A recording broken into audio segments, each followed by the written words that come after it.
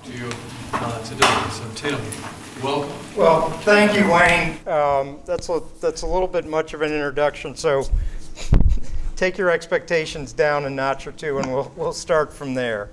But what I wanted to do today, I wanted to make this really informal and interactive.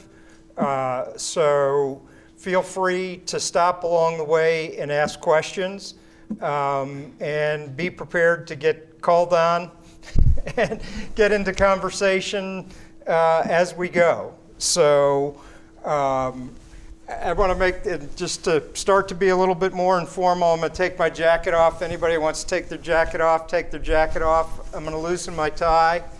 If you want to loosen your tie, in fact, if you want to take your tie off, I'll think you're cool. So what I really wanted to talk about is lessons that I've learned along the way in my career. And hopefully we're going to touch on 6 or 7 different things, and hopefully 1 or 2 of them will hit home and resonate with you. But again, I want to make this interactive, so please feel free to stop me at any point, ask a question, disagree, whatever you want to do. So, starting at college and grad school, I guess my first comment is take your time and enjoy yourself. I went through school very fast. Though I had a lot of fun, I wish I had more fun, and I wish I had taken more time.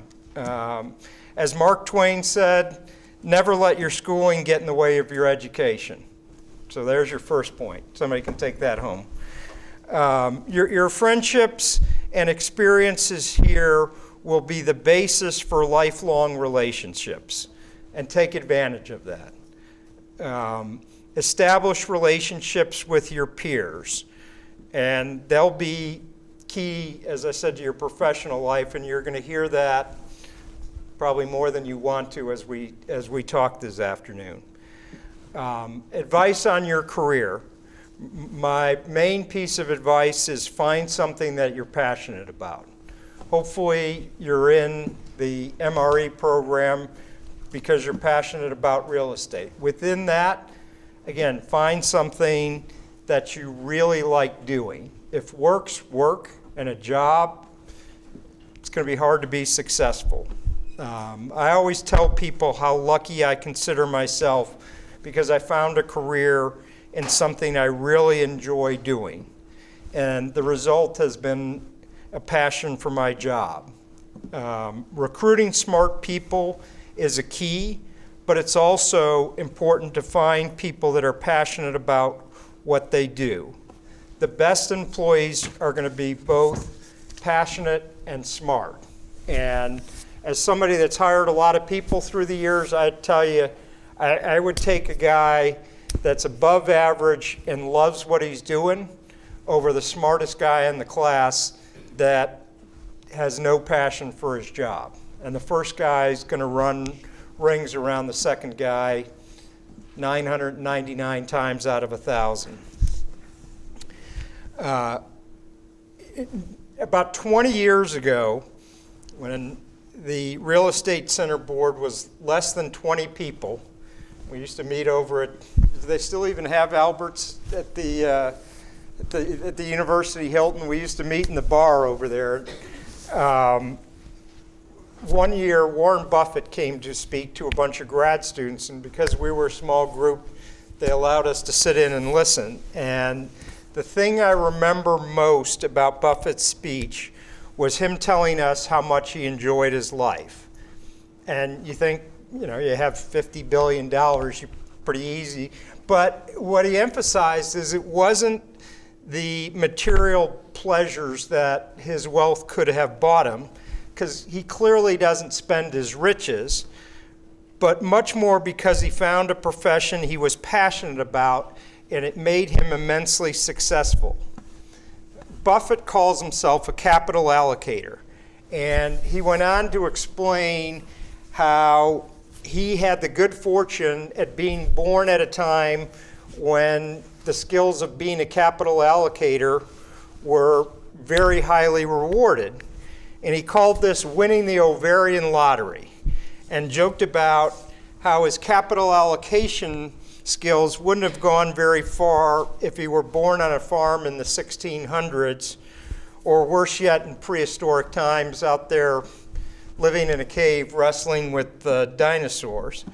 But what was most insightful about his comments was when he explained how there wasn't too much difference between how he lived his life and how most of the students in the room lived theirs. His house in Omaha was warm in the winter and cool in the summer. His words, not mine. He bought a new Lincoln every 4 years ago and had a relatively modest lifestyle, though he admitted he did travel a lot nicer than you or I when he bought himself a jet. But the lesson, your career shouldn't be based on what job pays the most, and certainly your first job should not be. So moving to my first job, I started as an accountant with Price Waterhouse, now Price Waterhouse Coopers in Atlanta. Pretty boring, but it was important. And why was it important? It was important, and I didn't know this at the time, but I later looked back. It was important because being part of a professional organization like that taught me how to work in a professional environment. It taught me to come in on time and work until the job was done. It taught me the importance of meeting your client's expectations and the importance of forming relationship. It also taught me the value of having mentors. So I'm going to talk a few minutes about a gentleman by the name of Bob Anderson. So Bob was the partner in charge of the Southeastern real estate practice for Price Waterhouse. He was my first mentor and role model, and he was also a Gator.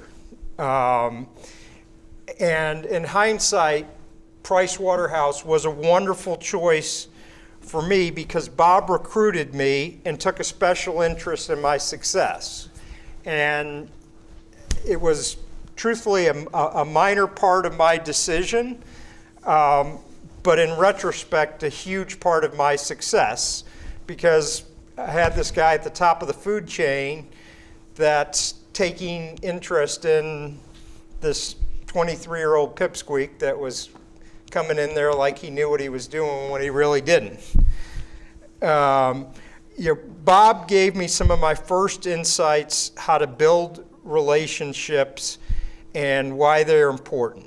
And he did that by teaching me to be useful to your clients in ways outside of what they were paying for. So who can tell me how a tax accountant the tax accountant running a real estate practice can be useful to their clients?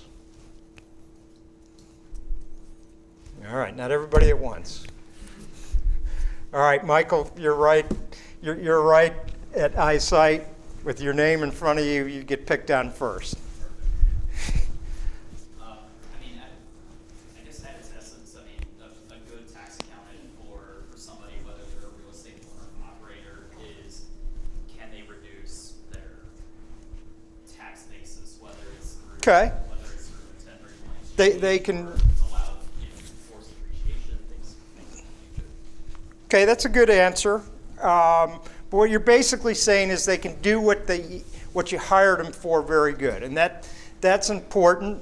I saw a hand back here out of the corner of my eye. I was going to say the same thing. They can help you save the money. Okay. So yes, those things are all true, and they're all important. But one of the skills that Bob had was that helped his clients. His clients were developers, and what's the fuel that fuels a development company? Acquisition of land. Michael. Capital. At the end of the day, developers very good at finding projects. Some of them are even worthwhile. But they've always got more projects than they have capital.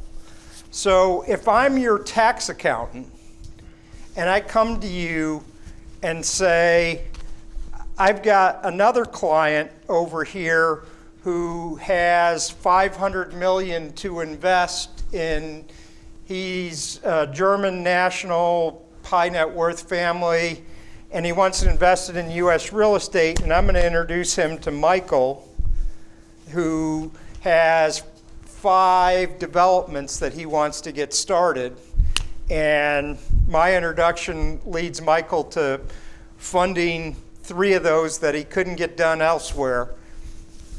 How important of a tax accountant do you think I am to Michael? And that's what Bob did.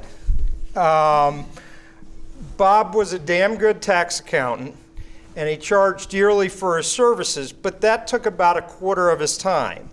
Most of his time, he was literally traveling the globe, finding equity investors that were interested in U.S. real estate and introducing them to his clients. And he enjoyed doing it, and he was great at it. And it brought tremendous value to his clients, both the equity people that were trying to find good developers and the developers that were trying to find good equity partners. And he was doing that all as a value add to his clients in addition to that tax accounting service.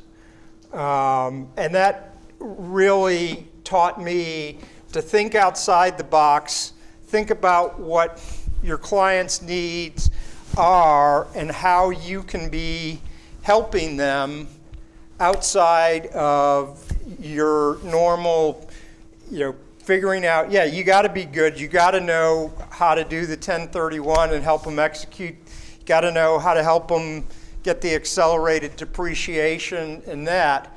But if you can do that and bring them something that's also very important to them, you're now a key member of the team. Okay, so I was a tax accountant for 2 years, and you can hold that against me the rest of my life. But I knew I needed to do something different.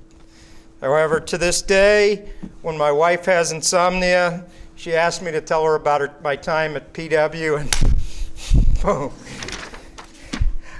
Post properties. So after 2 years at Price Waterhouse, my biggest client, my best client, the gold standard up there on the hill was Post Properties.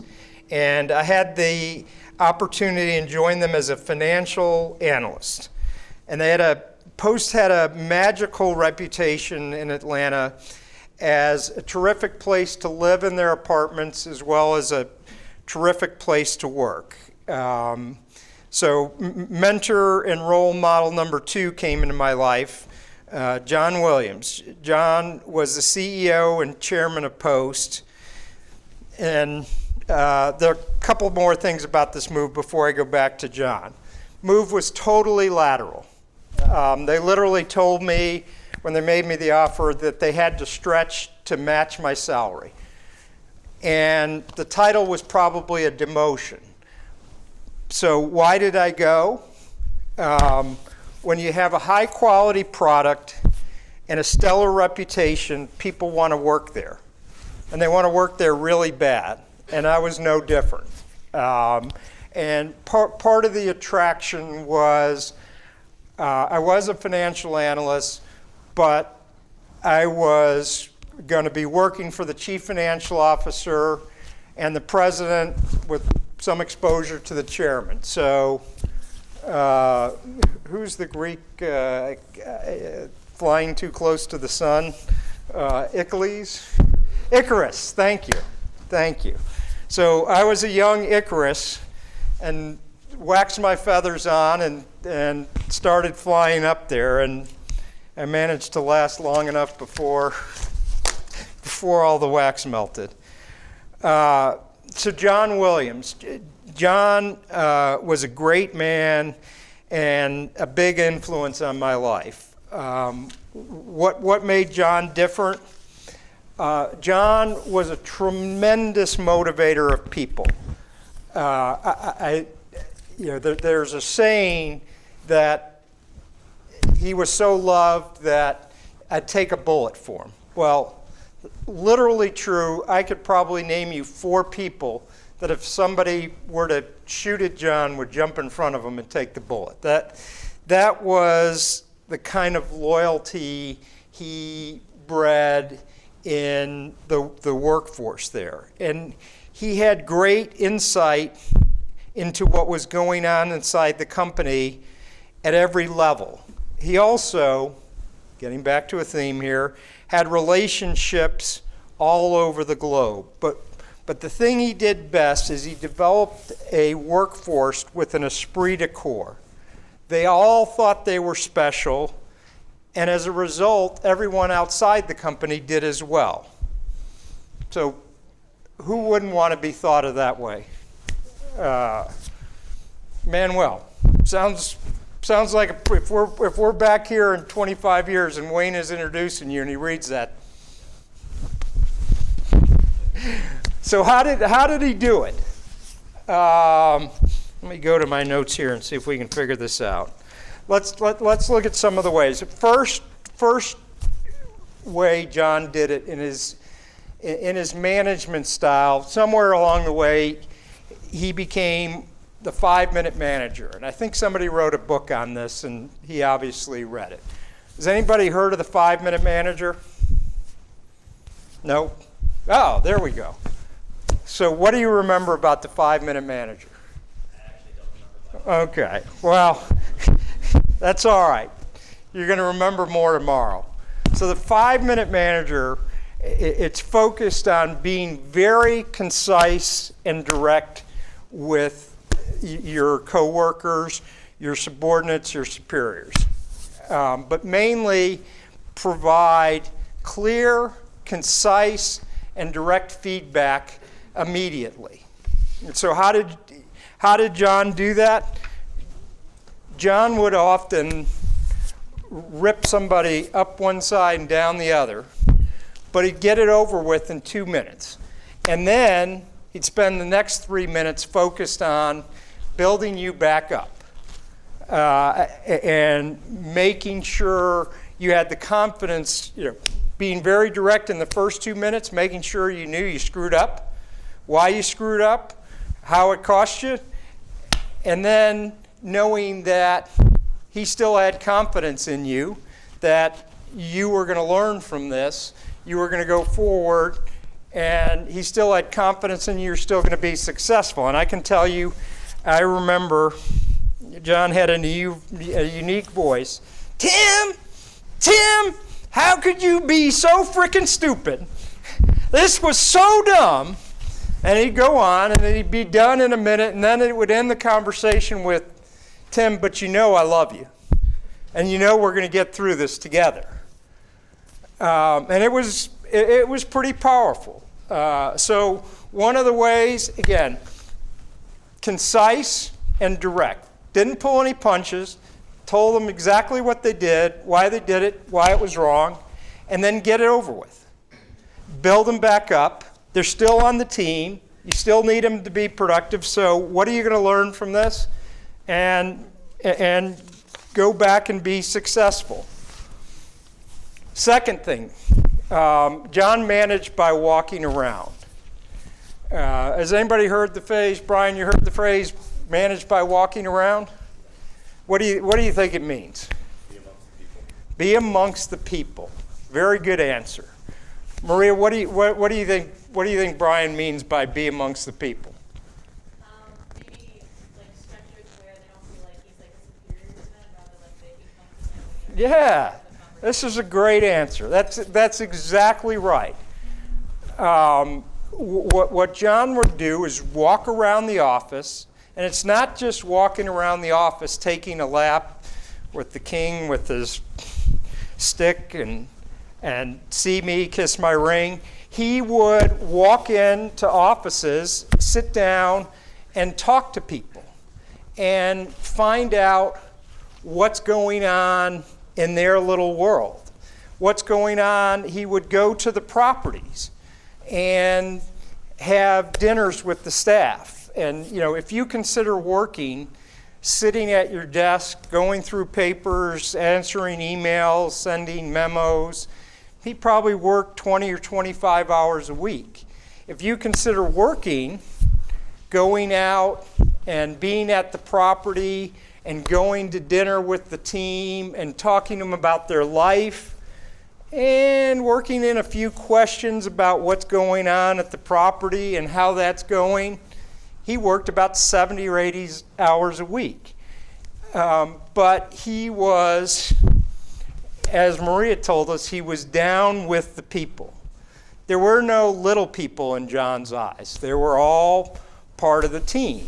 And when you work for a multi-billion-dollar company and you're starting there out of college, or maybe you didn't go to college and you're leasing in the one of 50 properties, and the chairman comes in and he says, let's all go get dinner and drinks down at Houston, and you're out there, what do you think that means to you? How do you think that motivates? And when he starts asking you about what's really going on, probably going to be pretty open. So that was, again, part of his magic. He made everyone feel like they were important and he cared about their life. As a result, they gave him all the inside scoop on what was working and what wasn't, as well as building loyalty. And as somebody that worked for John, you damn well better know what's going on with the little people, using the word pejoratively. They better not think that you think they're little people, because you're going to be out to dinner with John and he's going to say, I think we got a problem with asset management in Orlando. And why? Well, do you think there's? Well, John knew because he was talking earlier that week to the asset manager, and that person reported to you. You wanted to know what was going on. You did not want to get the scoop from the chairman of the company. So there was a method to the madness. All right, so manage by walking around. Again, John was a master at building relationships. How did John do it? John did it by doing things for other people without expecting anything in return. He obviously had a lot of relationships outside the company, and if he's at a cocktail party or he's at dinner and he's with somebody else in the business that maybe builds office towers, and they're trying to build their first office tower in Cobb County. And John was Mr. Cobb County. In my first year or two with the Post, they sent me to Leadership Cobb, which is a program to get you immersed. And one of the days was on politics, and they went through who, I remember, I sort of slid down in my seat because the guy going through went through the whole political structure and who the councilmen were and the commissioner at the head. And then they said, and then on top of everybody is John Williams. And John would never have a position in politics in Cobb because he'd never want to give up that much power. So if John was at a party and Noelle was there, and Noelle's talking about how she's going to build her first office tower in Cobb, and she's stuck at commission because they won't approve her site plan, John would say, call Jody. Call my assistant Jody. You and I need to go to lunch next week, and we're going to sit down and talk about this. And he'd talk through, and he'd say, Noel, Cobb County needs your office tower. We need developers like you building this. So we're going to figure out how to get this done. And he'd introduce her to the right commissioners and his introduction, and it got done. And John would expect nothing in return. And he did this every day, all the time. And guess what came of that? Nicholas. Yeah. But also, when John had a problem, he didn't have 2 people that owed him a favor. He had 50 people that owed him a favor. And he may never need it back, but 10 years down the road, when Nicole realized that she maybe didn't want to build this whole office park of 20 buildings, and there was 15 acres over in the back that could be rezoned for multifamily, and John called Noel and said, gosh, we'd really like to buy that, and I know you got 20 people calling you, but how about a little something for the home team? What do you think Nicole did? What'd you do, Nicole?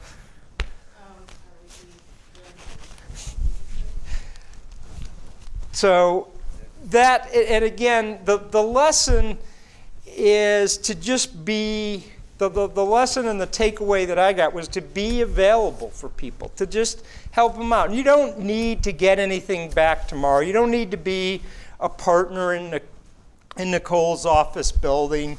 You don't need to get a reward, but you're building a bank, and you're building respect, and you're building things that when you have a problem, people want to help you out.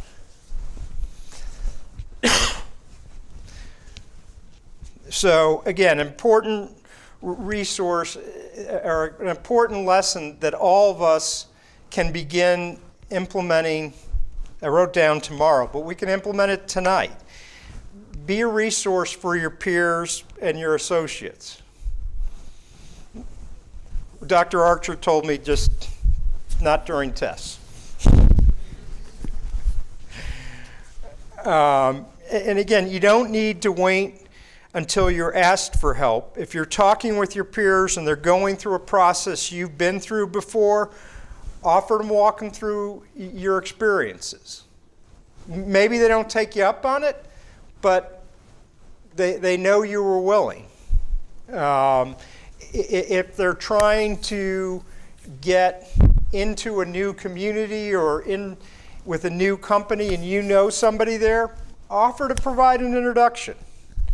It costs you very little, and you may never need anything back, and it may be wasted 5 minutes, but that 5 minutes may save you 3 weeks, 5 years down the road when something comes up that you never expected, and suddenly that guy that was a financial analyst is now an executive vice president.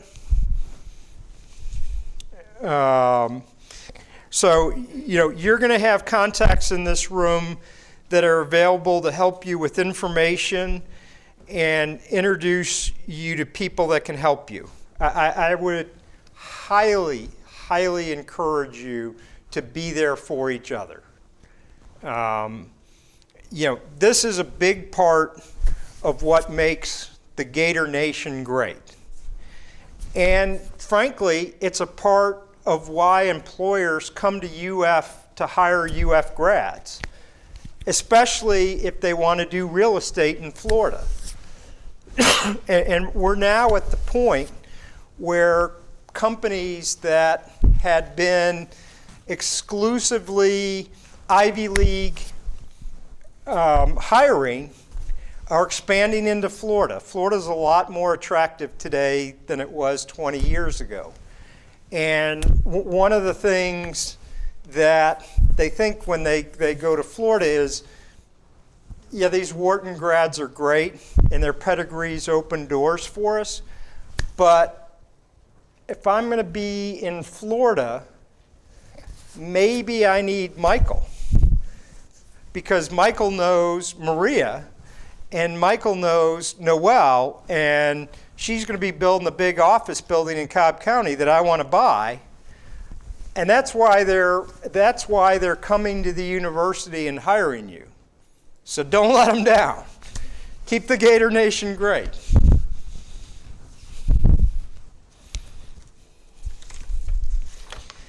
Back to John. There's going to be another theme of just digressing and going off on tangents. John realized that people like to be recognized in front of their peers. He was a master at finding ways to give people recognition in public settings, and employees loved it. Make the people proud of where they work. It's a little bit old-fashioned, but John always believed in having very nice, well-decorated office. And if clothes make the man, the office makes the company. And it may seem very superficial at first, but it built a sense of pride in the company, and it added to that esprit de corps. And it wasn't unusual to see associates touring their parents through the office on Saturday mornings. So again, building pride and loyalty. Spencer, what do you think? If you're taking your parents through your office and you're kind of showing them, this is what I was able to do with my education, see these beautiful offices, this nice artwork, my great desk. You raised me right, Mom and Dad. You think you're going to have some loyalty to that company? Yeah, absolutely. Plus your every day. Exactly. Celebrate success. Okay. John was a master in finding ways to make a big deal of little things. And this also served to reinforce the idea that the company was the best, the team was the best, and success breeds success. If John's coming out, if I'm sending you a text, and I send Clark a text, I said, you had a great week, you got 10 leases, congratulations, go do it. And Wayne's my competitor, and Andre, he doesn't send Andre a text, he drives out to the property where Andre's out and says, Andre, it's 4:45, we're closing at 5, get everybody together, we're going to go have some drinks, you guys had a great week and we're going to celebrate. Who comes to work more fired up Monday morning, Andre or Clark? Exactly. And it's personal, it's recognition, it's accomplishment. And it's a little thing, but it felt like a big thing. And Andre's coming to work Monday going, I'm going to do that again. That was kind of fun. I want to go drinking with John. Excuse me. Okay, so bringing it all together. This is something that I was a part of for over a decade, but I have to admit, I'm a little bit of a slow learner, and it took me at least a decade to put it all together. The Post Properties Holiday Party was an event like most of us have never seen. And it was special, and it was actually masterful, and if I want to be pejorative, manipulative, on about 20 different levels. So every employee in the company, 700 employees, 5 or 6 different states, Florida, Texas, Tennessee, North Carolina, Washington.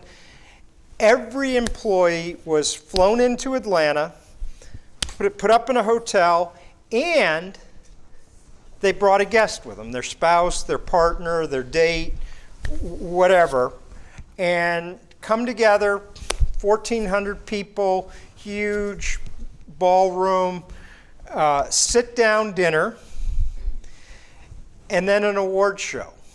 And we recognized everything. We recognized the best leasing agent, of course, the property manager of the year for every state. We recognized the cleanest maintenance shop. And there's a parade of people going up on the stage, getting an award, and 1,400 people are cheering and hollering for them, and their spouse or guest or date or whoever's sitting there going, man, I thought Spencer, was yes or no when he asked me, but he's the real thing. He's up on stage in front of 1,500 cheering. Hey, I did all right here. Glad I said yes. And then after that, so you've got an hour and a half award show, came the entertainment. And the entertainment wasn't a DJ. This is where my wife says I'm going to date myself. But the entertainment, James Brown, Frankie Valli, Beach Boys were there. Spent a lot of money on this. And what did all this accomplish? JB, what do you think it accomplished? People are excited where they work. Yep. What John realized was that people wanted experiences over material goods before you millennials were even born. This is your mantra. Wayne and I were supposedly born before that, but he realized it's about the experiences and about lasting memories. So by bringing the associates partners, he was making connections beyond just the employee or the associate themselves, and building loyalty among that associate's support group. So we're not done yet. The highlight of the night at the holiday party was the naming of the Gold Post Club. Anybody got, this is a hard one. I'll ask Mr. Becker. You got any idea what the Gold Post Club is? Okay. So remember that at test time. Becker didn't know. So at the next test, if you don't know the answer to any question in Becker's class, you can write about the Gold Post Club, and he will give you half credit on one question. 3/4, all right. Should we push him for full credit? So this is a part you got to pay attention. It will come in handy. So the Gold Post Club was the 10 top achievers in the company that embodied the ethos of the company and represented everything about Post. But they could come from anywhere in the company. It was all peer nominated, and the winners included staff accountants. The winners included vice presidents as well as maintenance techs. And I remember one year we had a landscape mechanic who fixed the lawnmowers that won the Gold Post Club. So again, the Gold Post Club, this is the top honor. And part of John's genius, could have given these guys a check and said, here's $10,000. And what do you think that mechanic does with $10,000? He's pretty damn excited. Pedro, what do you think he does? He gets $10,000 at a bonus at the holiday party. Spend it with the family, down payment on a new car, pays off his credit card bills. What happens 4 years later? The new car's old, the credit card bills are back up, and he's kind of forgotten about winning the Gold Post Club. So it wasn't a $10,000 check. It was the trip of a lifetime hosted by the executive committee. What do I mean by trip of a lifetime? We went to Paris. We went to Madrid. We went to Vienna. And it was a week trip. And it wasn't just the winners. It was the winners and their guests, their spouse, their partner. If you were lucky, their date. Hang around Spencer. And the executive committee and their spouses. So, again, I write a $10,000 check, and you pay off. You're. Don't get me wrong. We're all pretty damn happy. But we pay off our credit cards. We buy the new car. We do this, and 4 or 5 years later, it's back up on the credit card. Need a new car. But if I take my wife, and I'm a landscape mechanic, and I take my wife and we go to Paris, and I eat dinner on the Champs-Élysées, sitting with John Williams and his wife, what do you think happens in 4 years? You still talk about it. What do you think your husband does in 10 years to his neighbor, to your neighbors? He still talks about it. And in 20 years, they're still talking about it. So instead of, he created, and this was back in the 80s and 90s, he created experiences and memories for people before that was cool.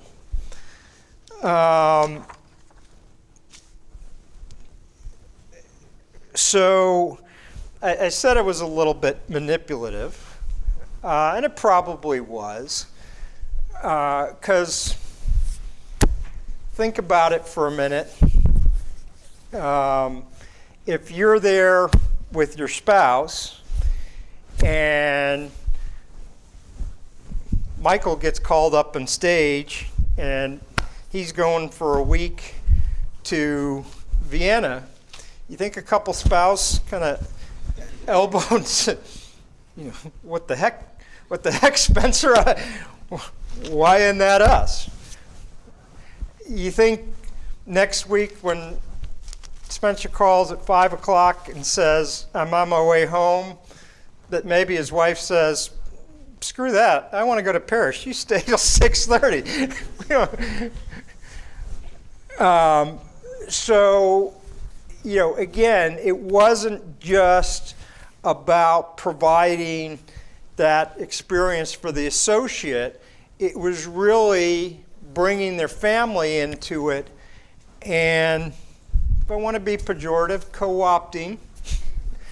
But let's keep it in the best light, because I love John. It was involving not just the associate in that success, but that associate's support group. So that was a little bit of John's genius. It taught me important to have relationships throughout the organization, and he formed these relationships not just at the senior management level, but at all levels, by taking a genuine interest in people, their lives, and their career without expecting anything in return at that moment. You know, maybe he would need to call on it down the road, but it wasn't I'm going to pay you $1, you're going to hand me a Coke. It's, I'm going to pay you $1. Have a good day. So, and I'll actually, I didn't want to make this about me, but I'll share a story. A couple of the guys that worked for me came to me a couple years ago, and they said they decided that my nickname was the farmer. Now, do I look like a farmer? So I was a little bit puzzled. So hope you're going to get any guess as to why they called me the farmer. Well, I'd like to think that, but that wasn't the reason they gave. But had they done that, their bonus would be pretty good. Spencer. Planted seeds early on, bro. Oh, I didn't think anybody would get that. I didn't get it. That's exactly what they said. They said, you know, you're always kind of walking around, planting seeds over here. You're going to do this. You're going to spend some time with this person, and then you're going to move on, and you're over here, and you're planting a couple seeds over there, and you're spending time with these people and talking. And then you may come back over here and water this, and you may water over here, and they didn't say it, but maybe I dumped some manure.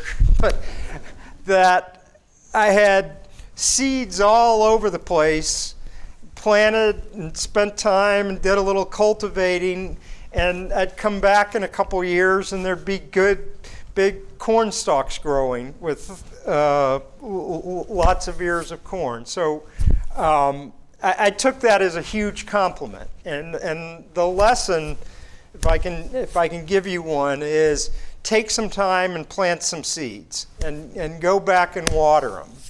And don't expect anything immediately. Don't do it for today or tomorrow, but be cultivating and building relationships for months and years down the road. Trust me. It'll seem like an extra 5 minutes or 10 minutes and a chore at the time, but you know, when you're 5 years later and you find out that JB can get you in and get you the inside track to acquire that property that your boss says he has to have, you're going to think, best 5 minutes of my life. And a lot of them are going to be wasted. And wasted's and over. A lot of them aren't going to pay back, but the ones that do pay back in spades. All right, so the next random thought and subject, I'm going to switch to Altman. So skipping ahead, 2003, I joined Altman, and I'm working there ever since. Has anybody ever heard of Altman or know anything about our communities? Way to go, Michael. Make me proud.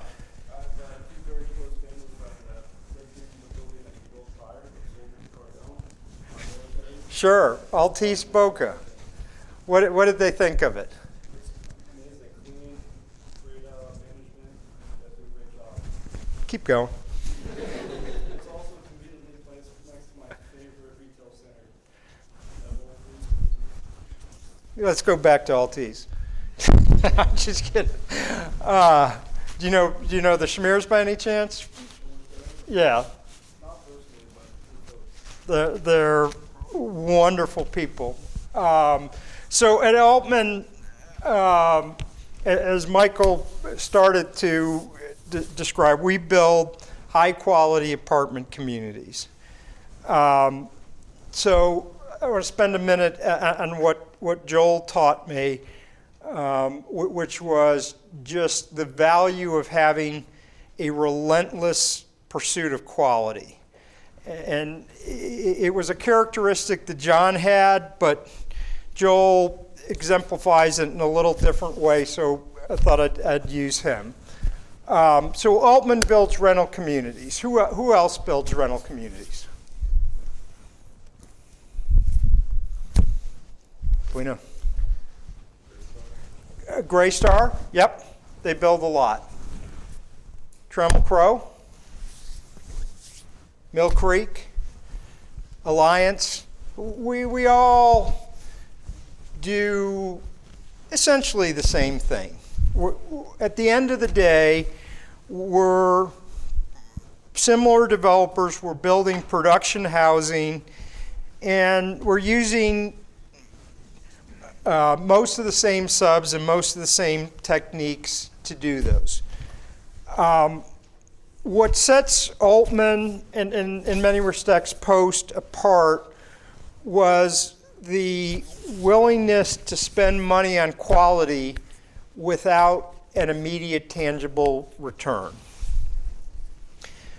Joel is obsessed, and this is a 70 or 8-year-old man that still comes to work every day, not to read through the numbers or to sign the equity documents, or he does it with a passion to improve people's lives. And he views his role in life as you've entrusted him with one of your most important decisions and where you're going to live. And you're going to go out there every day and be battling with the lions. And when you come home, he feels his responsibility to give you this peaceful environment that makes all the difficulties of your day melt away. And if he doesn't do that, he feels like he's failed. So how does he do it? Constantly improving, refusing to accept the status quo as good enough. What does that mean? So, like I said earlier, while Joel is the CEO of a development company building around $1 billion worth of apartments at any one time, he personally reviews every floor plan before it's constructed. And why does he do that? Enjoys it. Ethan, why do you think he does it?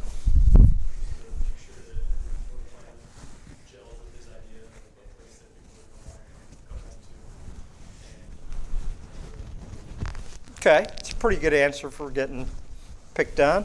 Understand his product. Certainly so he can understand his product, but it's also a little bit of the reverse so that he can make sure that every floor plan is livable. What do you think I mean by livable? Something that people would want to live in. And something that works. Architects are very good. We have any architects in the room? Good, we can shit all over them. Okay, architects aren't very good. Architects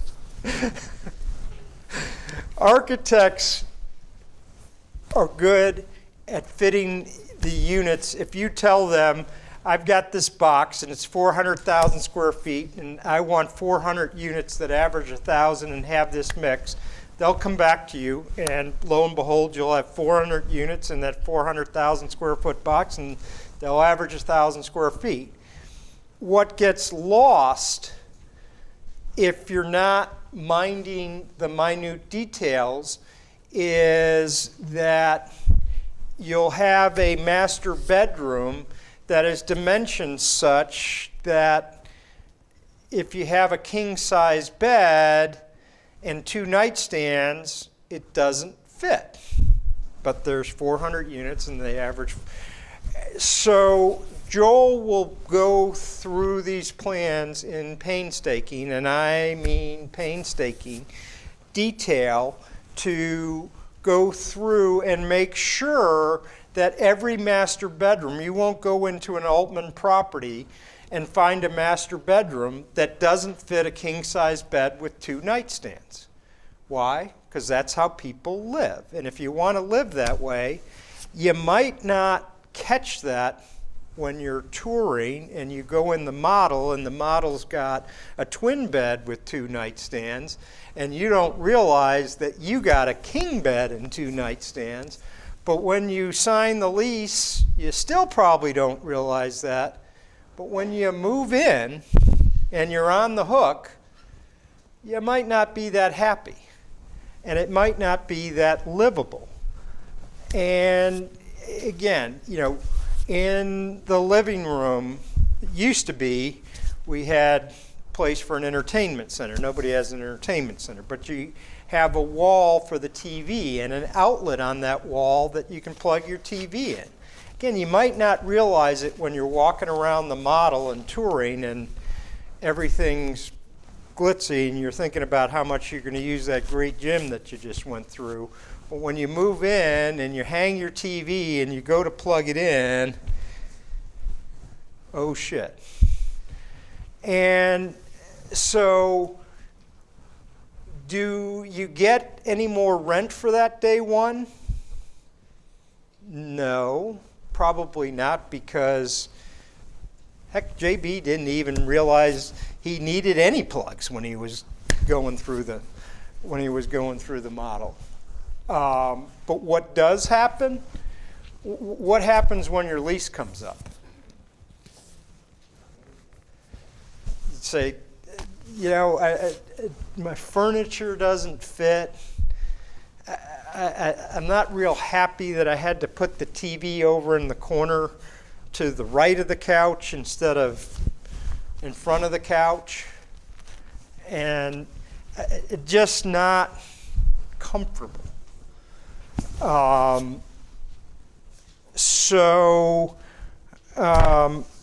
right, we got another prize. You guys are all in college, so let's see. Who can name the number one noise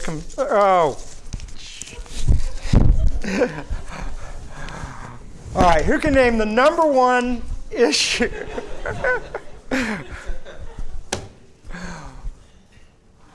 Who knew before I screwed up the number one issue in multifamily living? Dogs barking. I gave it away and he didn't get it. All right, 2 more guesses. Noise! All right. That was very insightful. Noise. Number one complaint everywhere. Tell your mom you're well earned. He's not telling his mom he got any money. He's just asking her for more. Noise is the number one complaint every apartment community in the country.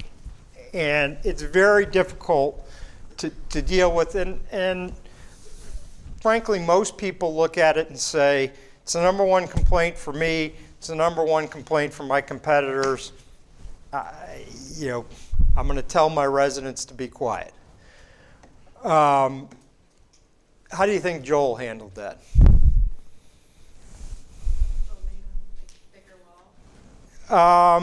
Yeah, that's kind of. So we brought in sound engineers. Never knew there was such a thing. There are sound engineers that specialize in how you can do your construction systems to minimize noise. You're never going to eliminate it. This is multifamily living, and there are multiple families. So the dog's going to bark. The kids are going to go across and hammer on their toys on the floor. But there's a whole series of things you can do between how you space your support joists, just how you nail your ceilings and creating air pockets up there, and just as simple as I deal a lot with our investors, so I try and learn enough of this to have like a 15-second sound bite that I can sound really smart. It's called being an inch deep and a mile wide. So one of the things that we do, pretty standard, if you go home tonight and you look in your apartment, you go in your bathroom, your exhaust fan will be over the toilet. Bad thing to do. The exhaust fan is a penetration. Noise finds penetrations to go through. So that exhaust fan is over the noisiest place in your bathroom, the commode.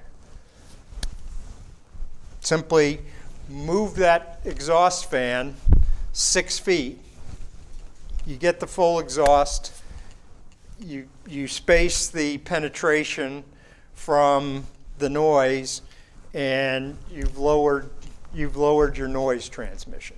Those same pipes in there, if you spend about $20 coating them with a urethane coat, they won't vibrate, you won't get the noise transmission. But we spend about $1,000 a unit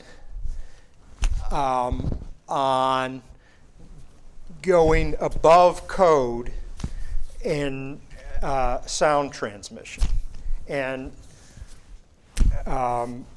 you think anybody, Clark, you think anybody sees that on a tour? Not unless you tell them. You think they believe you if you tell them? Probably not. But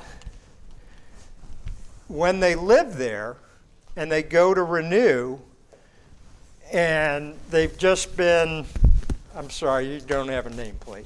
I'm going to have Braden. When they live below Braden and that damn dog that will not stop barking, and then they come to an Altman apartment and they hear the dog, but they hear it at half. What do you think happens when they go to renew? Okay. So I'm now going to throw something else on top of that. Does anybody, who can tell me what a merchant builder is as opposed to an investment builder?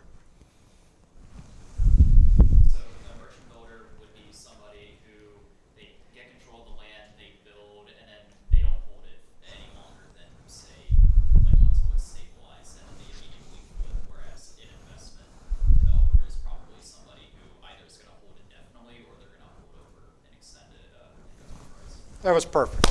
Everybody give Michael a hand. Well, better than I had it. I'm going to write that down. that was dead on perfect. So I've talked all this time about quality, and we said what it does is it helps you in renewal rates. And now I'm going to tell you that Altman is primarily a merchant builder.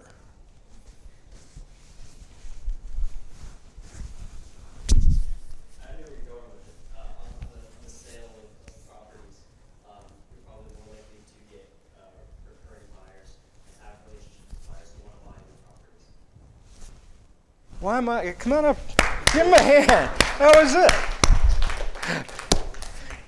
That's exactly right. And again, so when that buyer comes through the first time and buys the first property, and talk to them what's behind the walls, and we did this, and I moved, they got me out there, so I talked to them and show them that vent, move 6 feet. They think, I deal with developers all day. All of you guys are full of shit. But it looks nice. I got this NOI. I'm going to buy it. But he also owns it for 10 years. And he owns a lot of other properties over 10 years. And he notices that, hey, those other developers are full of shit. But that Tim Peterson, that's a good, my renewal rates are better here. My complaints are lower here. And people kind of like it. So I want to buy another Altman property. So I look pretty good. I get my bonus not only on the acquisition, but I get my bonus on the third year NOI. And these other things I bought, I'm missing it, but that Altman, they all renewed. That was kind of fun. I want another one. So over time, you get a reputation for quality. And people will say that Joel builds beautiful communities. Altice Boca is a beautiful community. It's in a great location. And Mill Creek builds beautiful communities in great locations and others. But I know that Joel is relentless, not only about the beautiful community, but what's behind the wall. And that lowers risk. Because when the market gets tough and it's not 97% occupancy everywhere, it's 90%, and people have a choice, I can get full. I may not get the rent I want, but I get full, and I'm going to outperform all those other guys. And I kind of like outperforming them. So I'm going to pay a little bit more for Joel's community. And that doesn't happen, certainly doesn't happen the first time, because nobody believes Tim Peterson. Rightfully so. But they believe their experiences, and they tell other people about it, and you get a reputation, and you get a bit of a halo, and you get a bit of a premium. And we all know, Dr. Ling taught us, with lower risk, lower returns, if you're willing to buy my property at a lower return, it means I make more money. But in this example, you know, it's a good thing that Joel kept doing this into his 70s, because he's planting seeds. He's not going to get it on the first time. You know, we've been doing this soundproofing for about 4 years. And the sales are just now coming. And again, that will come with time. Now, part of it we're going to get today because there's part of that overall halo.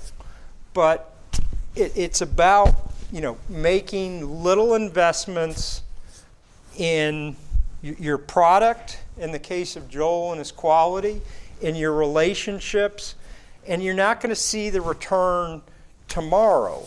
But if you spend 5 or 10 minutes every day doing this, and you come back and you water those seeds, you guys can all be farmers. And with that, that's the end of my prepared remarks.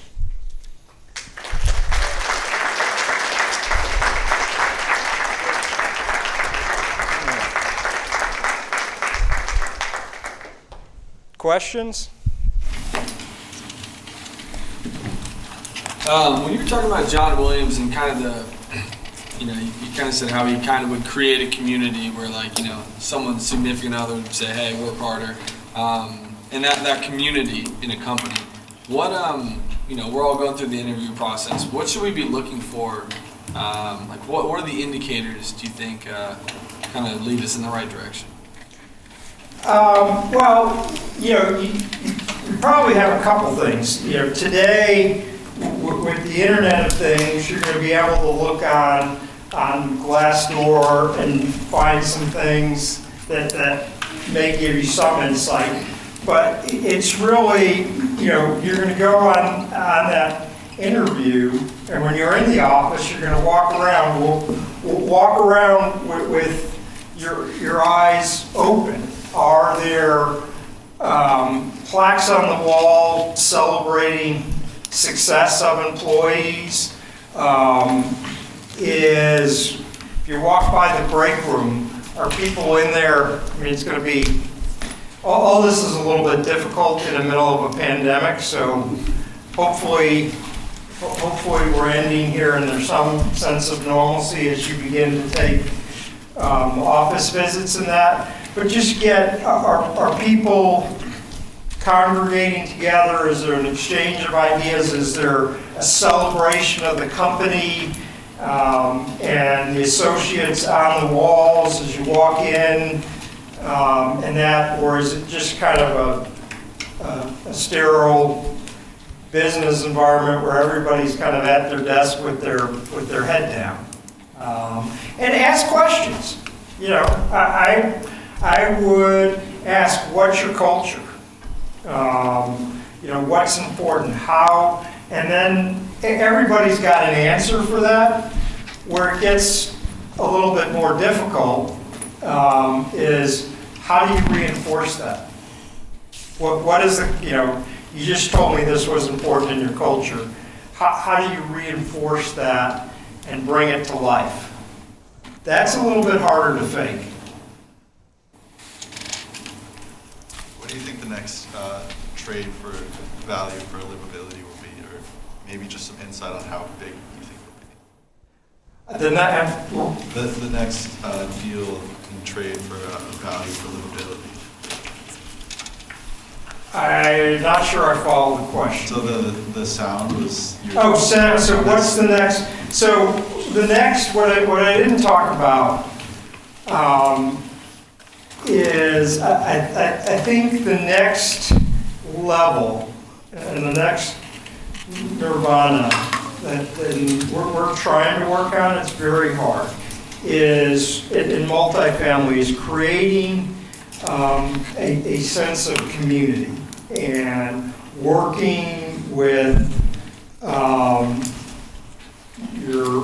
your on-site staff so that, Clark, if you move in and I find out you're a developer, and I know Noel's a developer, I'm going to introduce you so that you have connections and bonds within the community, and then take it to the next level. Because we all want to feel good about ourselves, right?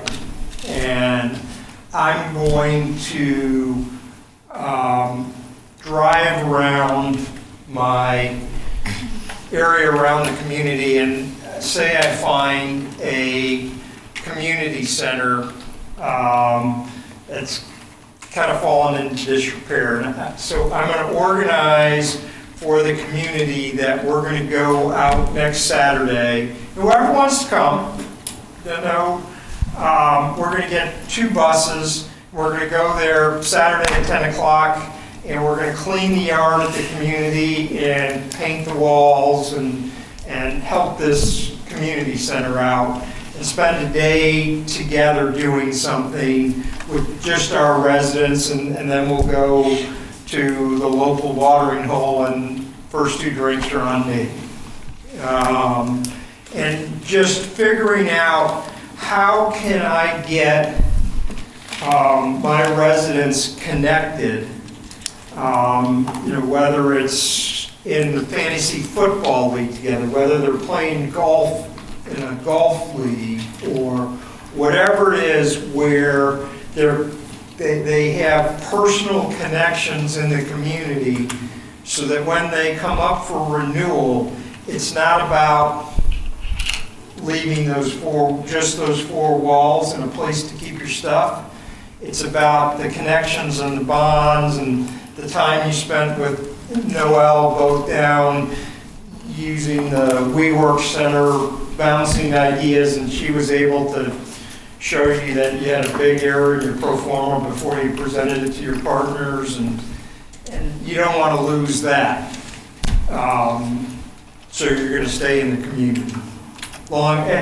It's just forming more attachment and more connections. And it's easy to talk about, really hard to do, but that's what I think the next